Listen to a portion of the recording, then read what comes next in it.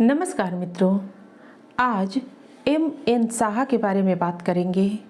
मित्रों, सन 1905 में जब ब्रिटिश सरकार ने बंगाल को दो हिस्सों पूर्वी और पश्चिमी बंगाल में विभाजित किया तो लोग भड़क उठे। 12 वर्षीय स्कूल छात्र मेघनाद साहा के गुस्से का तो ठिकाना ही न था। बंगाल की एकता की लड़ाई के लिए जो क्रांतिकारी दल बना, उसमें सम्मिलित होने के लिए अभी यह लड़का बहुत छोटा था। इसलिए अपना विरोध दिखाने के लिए उसने दूसरा तरीका ढूंढा। उसको इसका अवसर तब मिला जब यह घोषित किया गया कि बंगाल का ब्रिटिश गवर्नर उसका स्कूल देखने आ रहा है। अध्यापकों की कड़ी चेतावनी के बावजूद कि गवर्नर के आने वाले दिन सब छात्र उपस्थित रहे, वह और उसके कुछ दोस्त उस दिन स्कूल से अनुपस्थित रहे। अगले दिन स्कूल रजिस्टर में साहा और उसके दोस्तों के नाम काट दिए गए। साहा को इसकी औरों से अधिक भारी कीमत चुकानी पड़ी, क्योंकि जो छात्रवृत्ति उसने कुछ महीने पहले ही प्राप्त की थी वह भी चली गई। जीवन में राष्ट्रीयता और आत्मत्याग की भावना तब भी सदा दिखाई देती रही जब वह ख्याति प्राप्त वैज्ञानिक बन गए। देशभक्त होने के नाते वह राष्ट्र को बनाने वाले बने। स्वतंत्र भारत में उन्होंने विज्ञान की स्थिति को ऊपर उठाने का प्रयत्न किया। साथ में वह सदा गरीबों के लिए भी लड़ते रहे। साहा का जन्म 6 अक्टूबर सन 1893 में ढाका के सियुरातली गांव में हुआ था, जो आजकल बांग्लादेश में है। उसके पिता परचून की दुकान करते थे, जिससे बड़े परिवार का कठिनता से पालन पोषण होता था। वह अपने 5वें बच्चे मेघनाद से आशा करते थे कि वह बचपन में ही परिवार के लिए कमाने लगेगा। अध्यापकों के कहने पर पिता ने अपने होनहार बेटे मेघनाद को 11 किलोमीटर दूर एक स्कूल के छात्रावास में अपनी पढ़ाई जारी रखने के लिए भेज दिया। अध्यापकों के अनुसार वह एक अत्यंत प्रतिभाशाली छात्र था। उसके छात्रावास का खर्चा कोई शुभाकांक्षी दे रहा था। जब साहा ने छात्रवृत्ति प्राप्त कर ली तो उन्हें उच्च शिक्षा के लिए ढाका भेज दिया गया। बायकाट के पश्चात उन्हें दूसरे स्कूल में प्रवेश लेना पड़ा। फिर भी वार्षिक परीक्षा में प्रथम स्थान प्राप्त किया। इससे उन्हें फिर छात्रवृत्ति मिली और उन्होंने कलकत्ता के प्रेसिडेंसी कॉलेज में प्रवेश किया। यहाँ पर उन्हें पढ़ाने वाले अध्यापक जे.सी. बोस और पी.सी. रे जैसे सुप्रसिद्ध व्यक्ति थे। उनके साथी भी प्रतिभाशाली एस.एन. बोस और पी.सी. महालनोबिस थे, जो इन्हीं की तरह प्रसिद्ध वैज्ञानिक बने। एमएससी में मेघनाद साहा को द्वितीय स्थान मिला। प्रथम स्थान एस.एन. बोस को मिला था। उन्होंने इंडियन फाइनेंस सर्विस में जाने का निश्चय किया, जिससे अपने ज़रूरतमंद परिवार की मदद कर सके। वैज्ञानिक संसार के सौभाग्य से उनका स्कूल का बहिष्कार और देशभक्त सुभाष चंद्र बोस और राजेंद्र प्रसाद जैसे व्यक्तियों से संबंध के कारण उन्हें कोई भी सरकारी नौकरी न मिली। स्वाभाविक था कि वह भौतिकी और गणित में शोध कार्य करने की ओर मुड़े। वह अपनी जीविका बच्चों को ट्यूशन देकर कमाने लगे। अपने छात्रों को पढ़ाने के लिए वह साइकिल पर प्रातः और सायं दूर दूर तक जाते थे। सन 1917 में वह और SN. Bose university college of science, जो नया खुला था, में प्राध्यापक नियुक्त किए गए। भौतिकी में उन दिनों ऊष्मागतिकी, थर्मोडायनामिक्स, सापेक्षतावाद, रिलेटिविटी और परमाणु सिद्धांत सबसे नई चीज़ें थीं। साहा ने इन विषयों पर खूब पुस्तकें पढ़ीं और उन्हें बहुत अच्छी तरह पढ़ाया भी।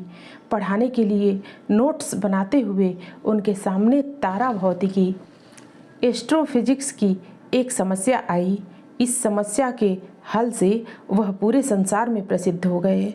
तारा भौतिकी का दायरा सितारों की प्रकृति है, जैसे उनका तापमान, भीतरी संरचना और संयोजन। एग्नेस क्लार्क की सूर्य और सितारों के बारे में पुस्तक पढ़कर साहा को एक समस्या ने परेशान किया। जैसे जब सूर्य का प्रकाश वायुमंडल में अवस्थित वर्षा की बूंदों से गुजरता है तो इंद्रधनुष बन जाता है, वैसे ही शीशे के प्रिज्म से निकलकर स्पेक्ट्रम या वर्णक्रम बन जाता है। रंगों के साथ प्रिज्म में गाढ़ी और चटकीली रेखाएं अलग अलग मोटाई की होती हैं। इन्हें स्पेक्ट्रल लाइंस कहते हैं।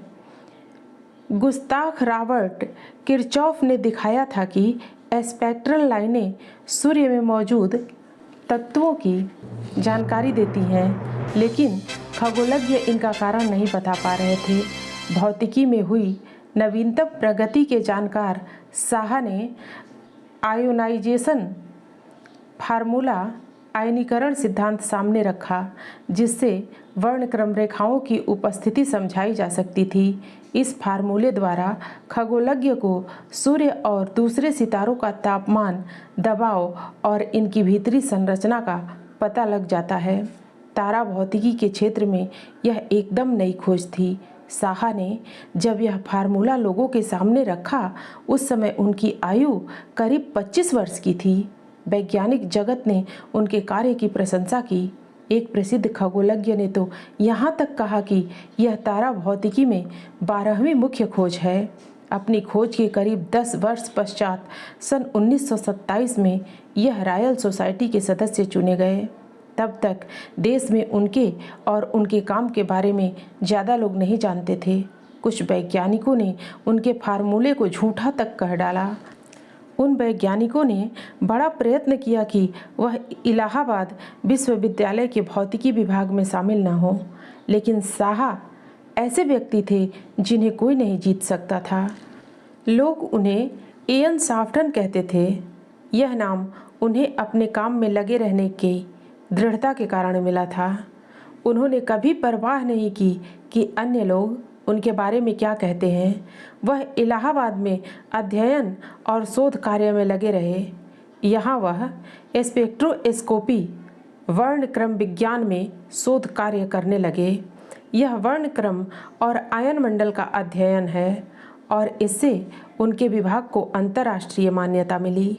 प्राचीन भारतीय इतिहास, भूविज्ञान, पुरातत्व ने भी उन्हें अपनी ओर आकर्षित किया। उन्होंने शक युग के आरंभ के बारे में अध्ययन किया, कुछ चट्टानों की आयु मापी। बाद में जब वह कलकत्ता आ गए तो उन्होंने सूर्य से आती रेडियो तरंगों और रेडियो सक्रियता के बारे में शोध कार्य किया। जब ओटो हान, जिन्हें परमाणु बम का पिता कहा जा सकता है, ने सन 1940 में अणु विखंडन तकनीक का पता लगाया तो साहा ने तत्काल इसके महत्व को समझ लिया। उनके कहने पर भारत में कलकत्ता विश्वविद्यालय में न्यूक्लियर फिजिक्स का विषय पढ़ाया जाने लगा। सन 1948 में उन्होंने उस संस्था की नींव रखी जिसे आज Saha institute of nuclear physics कहा जाता है। उन्होंने विदेशों में न्यूक्लोट्रॉन को कार्य करते देखा था। उन्होंने इस यंत्र को इंस्टीट्यूट में भी लगवाया और सन 1950 में भारत का प्रथम साइक्लोट्रॉन काम करने लगा। शाह एक सामाजिक कार्यकर्ता भी थे। स्वयं गरीबी में पले थे, इसलिए वह अपने गरीब देशवासियों को नहीं भूले। जब भारत का विभाजन हुआ तो पूर्वी बंगाल, अब बांग्लादेश से जो शरणार्थी आए, उन्हें बसाने में इन्होंने बड़ा काम किया। उन्हें वह समय भी भूला नहीं था जब बचपन में घर के निकट की नदी में बरसात में बाढ़ आ जाती तो वह राहत कार्य करते थे। उन्होंने बाढ़ के कारणों का अध्ययन किया और उन्हें नियंत्रित करने के लिए कई नदी घाटी परियोजनाओं के सुझाव दिए और इनसे आरंभ हुए रिवर वैली प्रोजेक्ट्स जैसे दामोदर वैली, भाखड़ा नांगल और हीराकुंड। ये परियोजनाएं उस कार्य का परिणाम हैं जो उन्होंने आरंभ किया था। साहा बड़े साफ दिल के और निडर व्यक्ति थे। कभी कभी उन्होंने सरकार की नीतियों की कड़ी आलोचना की। उन्हें औद्योगिकरण में पूरा विश्वास था और वह वापस गांव चलो नारे के विरुद्ध थे। उनका कहना था कि इससे गरीबी, बीमारी, अज्ञानता की समस्या हल नहीं होगी। उन्होंने एक पत्रिका साइंस और कल्चर के नाम से निकाली, जिससे वह अपना दृष्टिकोण जनता के सामने रख सके। सन 1952 में वह स्वतंत्र उम्मीदवार के रूप में संसद के लिए चुनाव लड़े और ढेर सारी वोटों से विजय प्राप्त की।